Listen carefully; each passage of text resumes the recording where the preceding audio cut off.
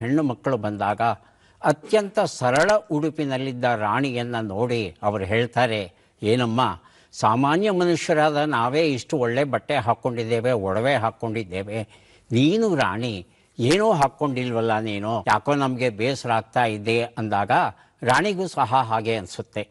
ತಕ್ಷಣ ಚಕ್ರವೀಣನ ಹತ್ರ ತನಗೂ ಬಂಗಾರದ ಒಡವೆ ಬೇಕು, ತನಗೂ ಒಳ್ಳೆ ಸೀರೆಗಳು ಬೇಕು ಅಂತ ಕೇಳಿದಾಗ ಚಕ್ರವೀಣ ಹೇಳ್ತಾನೆ, ನಮ್ಮ ಹತ್ರ ಹಣ ಇಲ್ಲ, ಅದು ನಿನಗೆ ಗೊತ್ತಿದೆ.